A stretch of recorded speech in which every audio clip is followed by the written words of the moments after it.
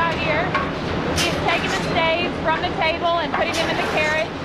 The joining wheel actually shapes the stave to perfect proportions to make a great whiskey barrel. All right, what I intend to do is make a good quality stave for a good quality barrel for Jack Daniels, but for anybody.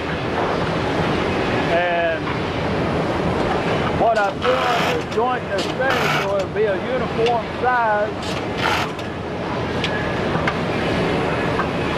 so that all the staves will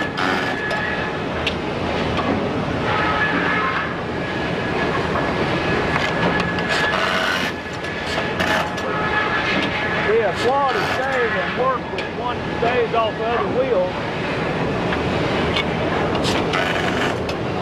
And I also have to not waste inches. After they've gotten the right measurements on the stave, they're going to take it over to our machine to make sure it's calibrated right. All right, I'm at what we call the Bilge machine here in Bilge. It helps measure the difference of staves on the end, the difference of the ends. Both ends should be the same.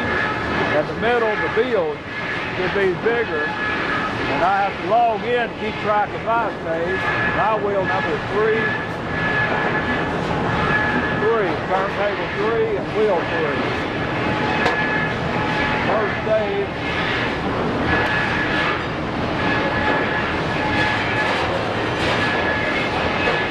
That's real close.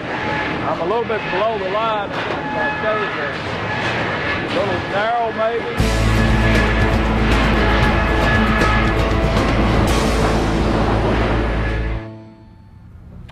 Hi, I'm Tim Young with the University of Tennessee Forest Products Center, and we're here today at Brown-Forman Bluegrass Cooperage. And I'm here to talk a little bit about our project in statistical process control, where we've essentially implemented a real-time measurement system to measure the bilge of the stave that goes into the whiskey barrel here, or the bourbon barrel.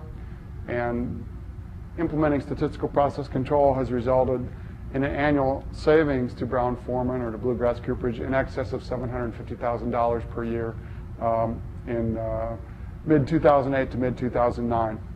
To make a long story short, you can see this is a very important stave. We took the simple concept that variance is cumulative.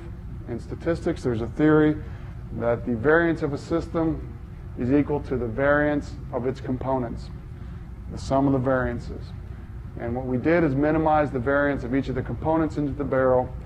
We minimized the variability in this bilge, the distance between the mid to the end points, for the 16 wheels that feed in to each barrel that's made. We've minimized that variability, resulted in minimizing the variability of the entire barrel, or reducing the variability of the entire barrel, which allowed them to make a more consistent barrel with a more consistent circumference at the largest part of the barrel.